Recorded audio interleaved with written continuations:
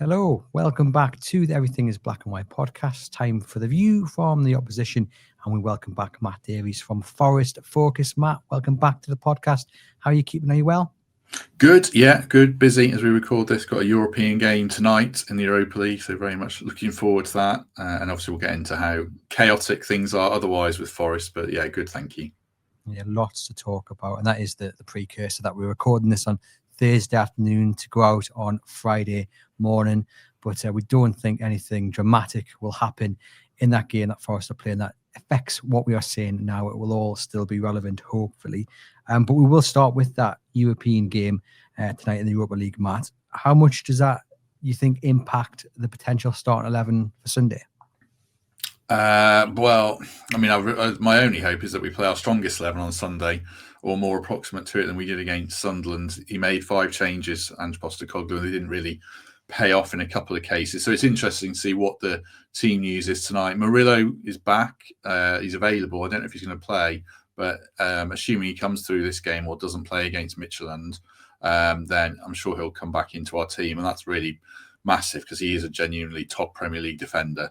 And otherwise, I would hope it's back to, Douglas Luiz is going to be out, I think, but Anderson, who we might mention, Gibbs-White, Milenkovic, Sells, the spine of the team. And then there's areas like who's going to play up front and who's going to play out wide. But generally, I'm hoping that the priority is we need Premier League points. And, this is a tough game. So let's play our strongest team against Newcastle. Have they got the depth to balance both? Yeah. They spent a lot of money in the summer. Last season, that was the problem, and they didn't. This summer, the problem is they've made a lot of changes, and they've changed their manager, and they've changed their style of play, and it's creating issues. But in terms of additions to the squad and on paper quality, then yeah, they've got 4 good wingers, good midfield options, 3 good strikers, probably a bit short at fullback. We've got problems there. Zinchenko is going to miss this game, and we're already without Ola. So we're looking at Nico Williams playing 60 games a season and a young fullback who we signed from Juventus, Savona, who is very much an unknown quantity and looks a bit raw, a bit green so far, and then Sells in goal. So yeah, there is a squad to do it. There's just a couple of areas that are stretched, but I guess you see that with Newcastle. Last season you take out a couple of key players in the defence and areas like that, and obviously attack, and it creates issues. But generally, no, I think we've got the squad to cope. It's just whether we can get a result. It's interesting, though, because Newcastle played in the Champions League against Union SG. You could say the same thing, that really the priority needed to kind of be on the Premier League because they've only picked up 6 points. But then many people would be of the train of thought that actually, you win in the Champions League and that gets that ball rolling. That's that momentum that you need heading into Sunday. Is that the same for Forest, or are you saying priority has to be Sunday ahead of whatever happens on Thursday evening? No, it's a bit of both, isn't it? I mean, we desperately need a win. Postecoglou desperately needs a win because he's gone 5 games without a win. Worst start for a Forest manager in years and, decades. Results-wise, we can talk about performances are a bit different, I think. But, yeah, he needs a win. The fans, it's pretty toxic online. It's always toxic online, but it's amped up. And fans weren't happy in the ground, losing to Sunderland on Saturday. So, yeah, he does need a win. But the priority in terms of ranking the competitions for me, and I think every fan is staying in is the Premier League, because the bottom clubs this season aren't rubbish, and they were the last 2 years. So someone good or established, at least 1, maybe 2, maybe 3 clubs are going to go down, and obviously early days, but we don't want that to be us. But it's difficult, isn't it, for Ange in many ways, because you've said there, I hope that we play our strongest side on Sunday. But if he puts out a weakened side in the Europa League, then he'll get criticised for that. And then if they lose, the criticism ranks up, and then it makes the next few days ahead of Sunday even worse for him. Yeah, I think he's in the position where he gets criticised no matter what. Like, he's come in and it feels a bit like the Cooper to Leicester one, which is probably more prevalent for us as a Forest manager. But I think there was a section of Forest fans that absolutely weren't having him when he arrived. There's a real fixation amongst some fans on 17th with Spurs last season. And, there's a lot of context around that. And he finished 5th the season before. Obviously, they won the Europa League, and he's very successful. So I'm trying to I've been open-minded about it. And I feel like you've got to at least get till the next international break, which is 8 more games. We've got 3 home games in the Premier League in that time. But you know what, football fans alike, we can be quite either fickle or definitive in our views without seeing how things play out. And it's like Newcastle have had a similar start to the season to us in terms of results. They've only got 1 more point on the board, but I don't think anyone's on Eddie Howe's back. So there's a lot of preconceptions around it. And you guys had a great win in the Champions League. We hopefully get a win in the Europa League, and it creates a bit of breathing room, because it doesn't feel like there is much at the moment after Nuno's departure. And optimism turned into a bit of chaos that really needs to settle down for us, I think. Yeah, it must be strange being a Forest fan, because Nuno did such a good job. I mean, looking from the outside in, when it came out that his relationship with the owner had soured, and he was close to going, then he wasn't, then he was, and then he went. I couldn't quite believe it, because with it, he's just had the most successful season in God knows how long, got you into Europe, and he's gone. And for Ange, it must be quite difficult, because like you say, he hasn't won since coming in. Some pretty poor results. I mean, losing to Sunderland, one of them. He must be under a little bit of pressure. And I was really intrigued looking at your channel earlier, Matt, and you did a video a few days ago saying, is it still too early to panic? I mean, is it too early to panic? I mean, where are you at? No, I'm not panicking. I mean, the question was, is it too early to panic? And most of the panel said, no, yeah, it is too early to panic. I think there was frustration on one of the guys, Gary Birtles, who obviously used to play for us. He was annoyed at Ange for not playing his strongest team against Sunderland. But generally, the total consensus was you've got to give a manager time. I think if it gets to, by the time we play Leeds before the next international break, we'll have played 11 Premier League games, so closer to a third of the season. And then you probably know more. But I think he's had 3 Premier League games. We drew with Burnley and played well, and probably could have won that game. We lost to Arsenal, his first game, when you can't read anything into it. And then Sunderland, there was kind of mixed opinions about that performance. We created a lot of chances in that game, but I thought we were pretty poor. And a lot of it was just slinging the ball in the box. And that worried me, that performance. But 3 days earlier, we played Betis in Seville and played some of the best football that fans have seen in 20 years. We could have scored 4 goals, and perhaps that's Postecoglou, and that's how it's going to be. You can look absolutely dynamite, and you can see 2 goals, and you don't win a game, and it's a big transition for us of coming into the Premier League, struggling to stay up, fairly conservative football, counter-attacking, and then Nuno was sort of transitioning to more possession based, but that was kind of like shifting up, putting the gears on the car from 3rd to 6th, really, the way it's being done. We haven't seen it totally. It's not suicidal stuff, but it's very different. And fans worry that things can go catastrophically wrong, and it can ruin a whole season, and even worse. So I understand why people are worried, and I do think this could be a terrible appointment. I just think it's too early to know. And even the result on this game on Sunday, I don't think we'll know, because it's 4 games. So I think you have to give him more time. I really don't like him. So for Forest fans, why don't you like him? I just think he's arrogant. I think the way he treats the press is disgraceful. The way he speaks to them, especially when he's lost games and they're just doing their job at asking questions, is despicable. I just think he's a man who believes in his own hype. And yes, he's won trophies, but the bottom line is you finished 17th with Tottenham, which is, even with injuries, a pretty bad blemish on your CV.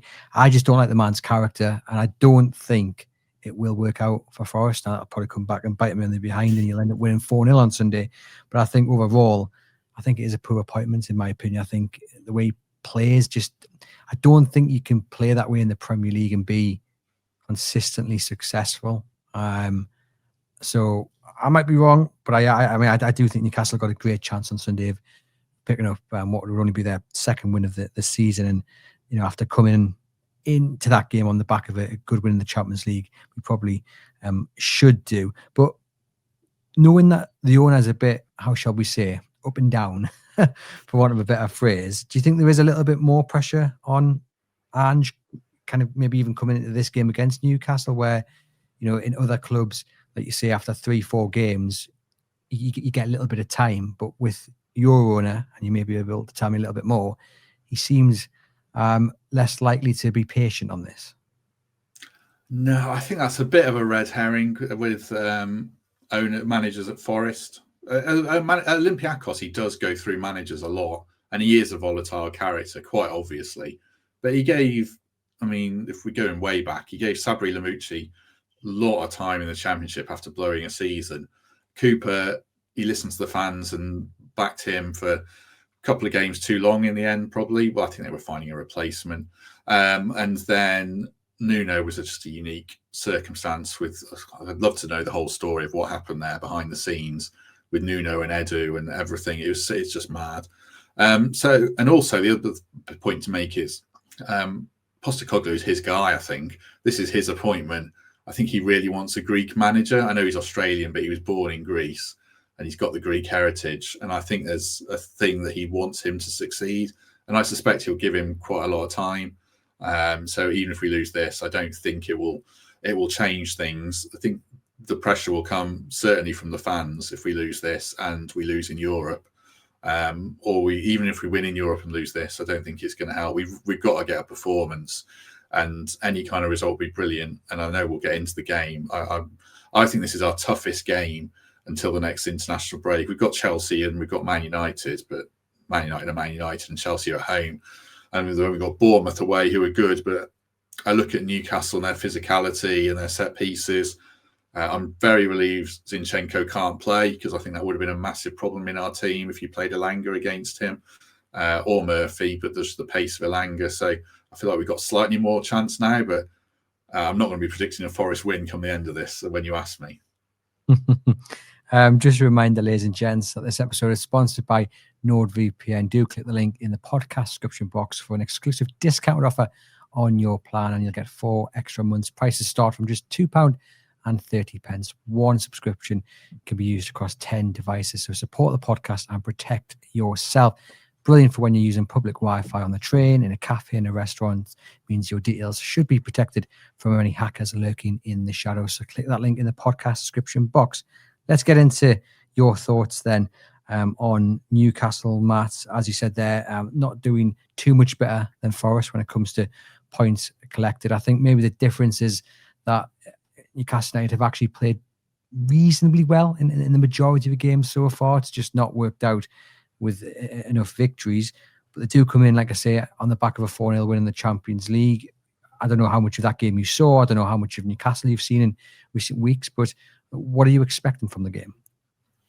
Well, I didn't see any of that game. I've seen 3 Premier League games in full, so I've seen half your fixtures. And I thought every game I watched, I thought you actually played quite well. I saw the Villa game, and you obviously had no striker, and you would have won that game with a striker against 10 men, I'm sure. And then I saw the Liverpool game, and it was obviously a fantastic entertainment for a neutral. And I thought you played well, and the red card, which was a definite red card, you might disagree, killed Newcastle were brilliant after that, but it was very hard to win a game from there. And then I watched the Arsenal game, and I thought you played well. You're so hard, resilient, so hard to break down. Didn't carry quite as much of a threat as you might have liked, but Arsenal are a top team, and they'll win the vast majority of their games. I think it's just unfortunate at the end. If I'm remembering the sequence right, I'm sure you've discussed this, but Pope booting the ball up the field and giving the possession away, and you watch that back and you think, 95 minutes, that could cost them, and it did. But in general, I think Newcastle played quite well. The interesting thing is I think Forest have actually played quite well in most of their games, bar 2, Sunderland and West Ham, and like I say, Newcastle. Arsenal was a bit of a freak game, but the other 3, I think we have played good football. I just think Newcastle are such a good team, and now you've got Voltemada in, who looks a good addition, very different to Isak, but the more time he gets, the better you'll get as a club. So I'm sure he'll climb the table very quickly, and I'm generally pretty impressed by Newcastle so far. Oh, it's good to hear. Explain to us then, for those who maybe don't follow too much of Ange football, what shall we expect from Forest on Sunday? Well, I don't know, because obviously one of the big components of the team is that he's played Zinchenko at left back, and he's effectively played midfield and added an extra midfielder to try and dominate that area of the pitch. So the only way he can do that with Zinchenko out is to play Nicolas Dominguez as a fullback, and he's a midfielder. And I'm sure he can do the role, but he's played 45 minutes of football due to injuries. We record this, so I don't know. I really hope he plays a flat back four and is more conservative and kind of eliminate some of the risk that we've seen, because generally it hasn't been like a suicidal high line and all that kind of stuff that we saw. And he'll look to play, try not to get too technical, but he tries to get triangles of 3 on the left, 3 on the right. We're going to work the ball to a winger. We're going to get in behind or isolate a fullback and put a high quality cross in for someone to finish. And Igor Jesus, who I hope starts, has got 4 goals just from that. But against Sunderland, it didn't work at all, and they sat in and they doubled up on wingers. They were very defensive and hit on the break. So the interesting thing from that point of view is Newcastle can't do that at home, can they? I can't imagine your fans wanting to see that. So it'll be really interesting to see how attacking we can be and how much space we leave in behind, because I don't see us keeping a clean sheet. So yeah, I think it's a really difficult game for us, and set pieces are a huge issue. But because of Zinchenko not playing, I don't really know how attacking or exactly how he'll set up from what we've seen from the first 5 games. I don't know if it's just me, and let me know in the comments if you're watching this over on X. I'm quite happy for Newcastle to sit back at home and invite teams on, because I know that when they win the ball, they can hit with blistering speed.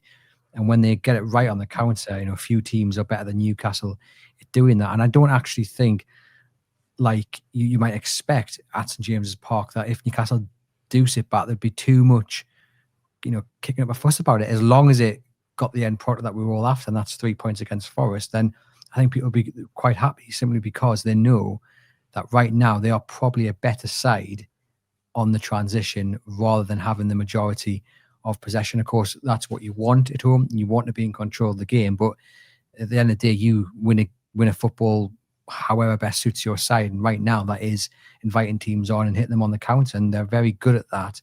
So if Forest want to be the team with the majority of possession and want to take the game to Newcastle, I'd be backing Newcastle to sit in, absorb, hit them on the counter and punish them that way.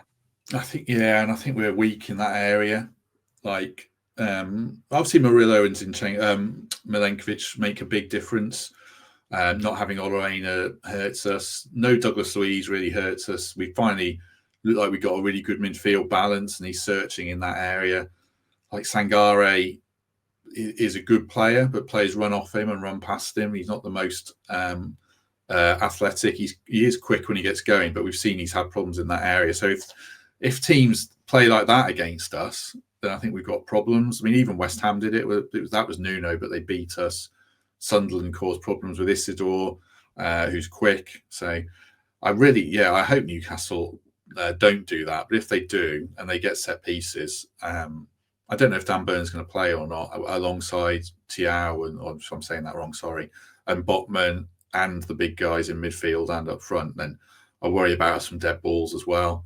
So I often come on here and make a good case for us to win. I'd probably struggle to make that case this time. Maybe we can get a draw, but we're not in a good place right now. Maybe it'll be different with Midtjylland and we'll get a win. But yeah, it feels like the circumstances are quite good for Newcastle to come out on top in this one. Unfortunately for me, I'd say. It's interesting you mentioned Dan Burn, because we spoke about this on the match preview, and he started at left back against Arsenal. He started at left back against Union SG. Lewis Hall is coming back from an injury. He did get off the bench in the Champions League for 17, 18 minutes, but it's whether or not Eddie Howe makes any changes to that side that won in the Champions League. And you can see Dan Burn once again starting at left back, and there was a couple of moments against Union where they got the better of him, and that's probably the weak link if indeed he does start at left back. But then some might say, well, actually, is Lewis Hall match fit? If you put him into that start 11, will that also present a bit of a vulnerable spot for Forest to hit? It's going to be interesting. I mean, who would be going up against Dan Burn or Lewis Hall at left back? It's tricky. We've got 4 wingers, so Hudson-Odoi has generally played on the left and done all right. Dan Ndoye we got from Bologna, who has got a goal, got an assist. But the issue we have with him and Dylan Bakwa, who we signed from Strasbourg, they're both kind of billed as quick, ball carriers, sort of Elanga types. They'll take a man on, and we haven't really seen that from them. I think as confidence is a bit of an issue in that sense. So when Byrne had real problems against us, obviously that was against Elanga, who's not going to do that this game. So the other options are Mari Hutchinson, who came off the bench against Sunderland and did really well with his trickery, got some good crosses in, but he's really small, and I think Dan Byrne could eat him alive. And if they get in a foot race, he'll just run him off the ball. So I'm not totally convinced that Hutchinson would have his number over in that sense. He'll give him problems. So I don't know. I mean, even Moore Gibbs White played on the right against Betis. I think the player that could give him problems is Bakwa, based on his record in Strasbourg and when he came here, his first couple of appearances. He's really bright. He'll take his defender on in those positions, but he didn't do it against Sunderland. He got hooked and got really low on confidence. So, yeah, I think Dan Byrne's a real double-edged sword, isn't he? Because he's so big and such a threat at the other end, and he can be really good. Obviously, he's got himself in the England squad playing as a centre-back. But if he's left-back, you're always going to target him. And he looked bigger this season as well. I don't know if he's been more physical as a centre-back. I think I think if you rank in Premier League left-backs, then he's not going to rank highly in it, is he? Even though he's a top-quality player, as a top-quality defender. But I think it's the area you can target. And I don't know, has Trippier lost a yard? Maybe on the other side, Hudson-Odoi can give him problems. That's the one area where I look at it and think, if our players play well and we get them good service and isolate them one-on-one and our wingers are brave enough to keep taking your fullbacks on, then I think that's an area where we could get some joy. But, we're not talking about idiots here. Byrne and Trippier are good players. So, but if you have to target somewhere, then I think that's probably it for us. Yeah, I would agree. It's just kind of a nod to the competition that's at centre-back for Dan Byrne. He's been superb the last kind of couple of seasons at centre-back. Started this season really well at centre-back as well. But now Malik Chiao and Sven Botman come back in, and they've been absolutely superb in the last few weeks. So it's that element of competition that you want in the top side, and the positive headache that Eddie Howe has. In terms of the biggest weakness that Newcastle can exploit of Forest's, what is it? Well, we can't defend. That's probably quite a big one. We haven't kept a clean sheet for going back, I think it's 14 or 15 games. Again, precursor of recording this before a game tonight. I think we're weak on transition, and we can't defend set pieces since Nuno seems to have gone.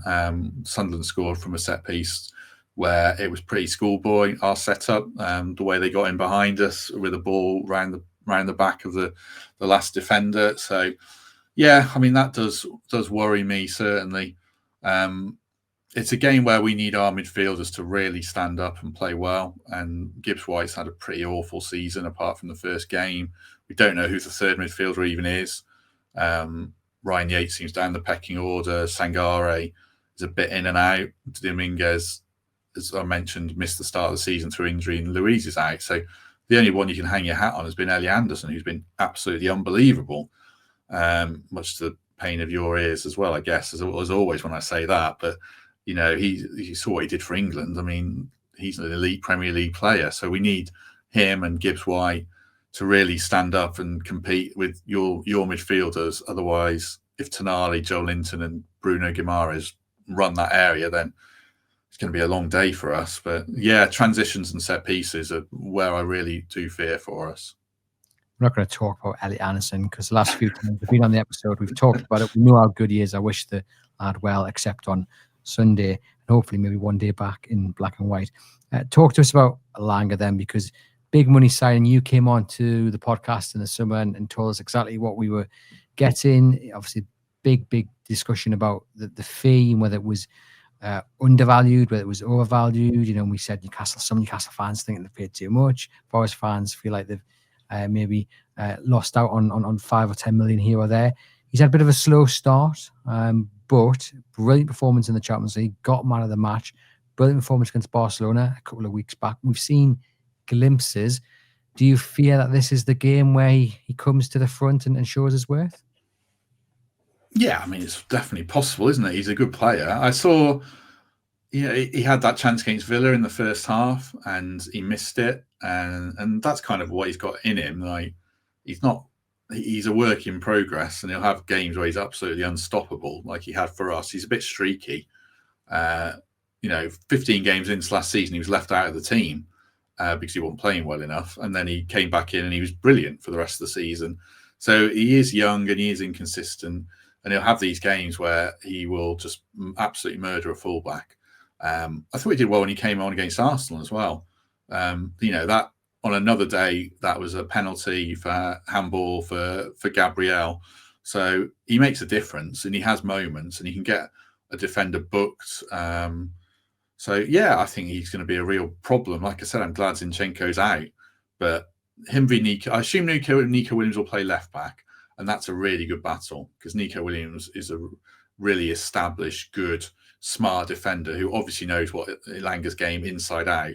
So I don't think Elanga's going to have it his own way, but over the course of a season for Newcastle, I think he'll prove to be a really good signing and probably become the Premier League main winger ahead of Murphy, who seems to have the shirt right now in the games I've seen. But yeah, just preach patience. It's difficult when you spend 55 million quid on a player and you spent how many years, 3-4 years looking for a right winger for your team. And then it's like, oh, this is the guy. And you think he's going to hit the ground running straight away. But it doesn't always work like that, does it? So I think he'll come good, but I'm hoping it's not this Sunday, certainly. Well, fingers crossed for us. It is this Sunday, but nice to hear you being so positive about him aside from this weekend's game. Anyone else that springs to mind other than Elanga when you look through the team and you go, I'm a little bit worried about him, or I don't really want to be facing him? Well, obviously, yeah. I mean, the midfielders are top, aren't they? So I've already mentioned them. Anthony Gordon, I scored the 2 goals in the week. I didn't see the game, but he looks like he's been a bit in and out this season. Looks like he's got a good game waiting to happen in the Premier League, and he's a top player. So yeah, him. I haven't seen much of Voltemada. I've read about him, and I saw the Arsenal game, and he sounds like a very clever player who's not what his build is actually what you're going to get with him. So that'll be an interesting battle with our centre halves. He looks, he does good work out wide, and he's an interesting footballer. But I don't know what we're going to get from him. That'll be the interesting one.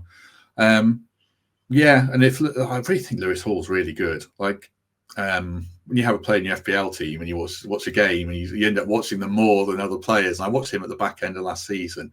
I thought, yeah, great, he's really good.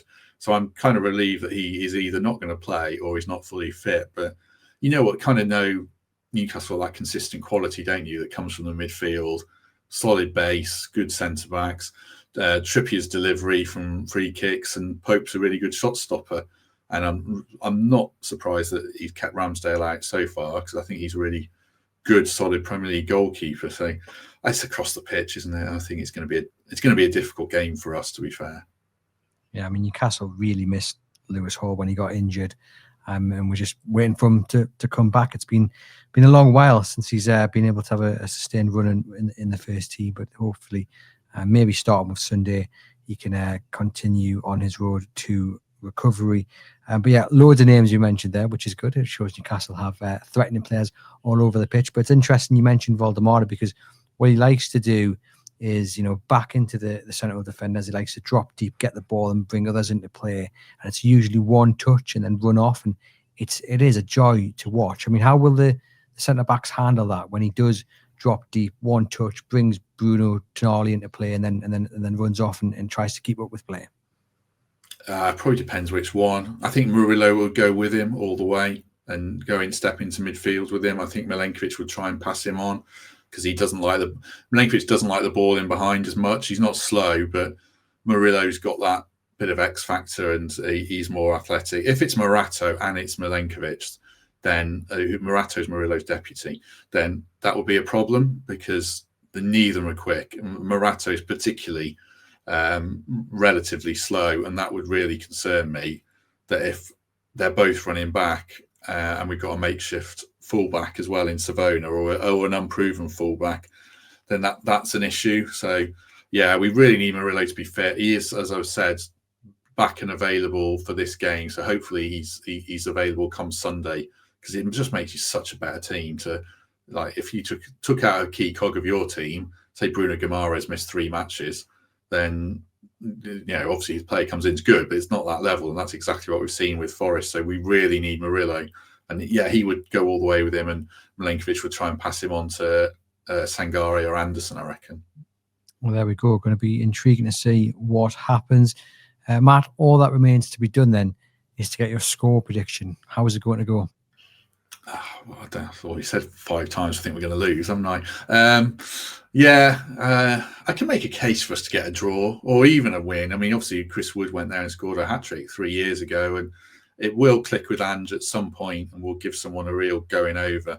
And maybe it's this game, like I've said, around the fullbacks and the quality that we have shown intermittently in games. But I think with the facets of Newcastle's team and their strengths, like as we discussed, on transition, on the counter, and on set pieces, I think it's a real struggle for us. So I will say 3-1 to Newcastle, sadly. I've gone for 4-1.